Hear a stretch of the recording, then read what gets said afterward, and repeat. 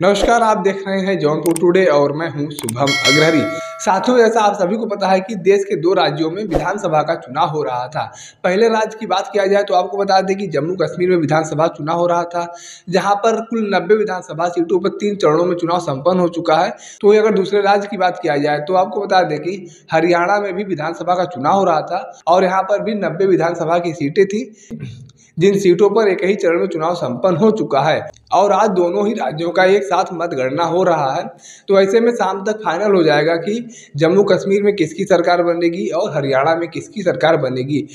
लेकिन ताज़ा रुझानों की बात किया जाए तो आपको बता दें कि एग्जिट पोल कहीं ना कहीं सही होता हुआ नजर आ रहा है, क्योंकि जम्मू कश्मीर में कांग्रेस गठबंधन का सरकार बनता हुआ नजर आ रहा है। तो ही अगर हरियाणा की बात किया जाए तो हरियाणा में अभी कांटे की टक्कर चल रही है।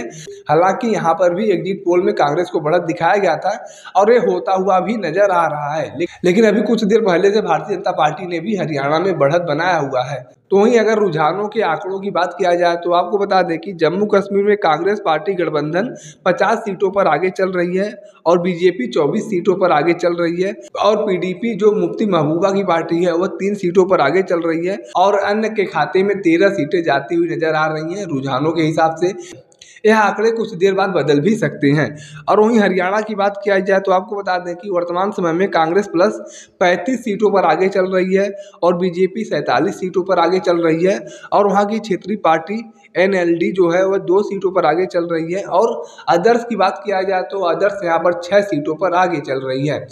तो ऐसे में कहा जा सकता है कि जम्मू कश्मीर में इस बार गठबंधन की सरकार बनती हुई नजर आ रही है, लेकिन हरियाणा का अभी कुछ क्लियर नहीं हो पा रहा है, क्योंकि लगातार एक के बाद एक आंकड़े बदलते जा रहे हैं। कभी कांग्रेस पार्टी बढ़त बना ले रही है तो कभी भारतीय जनता पार्टी बढ़त बना रही है।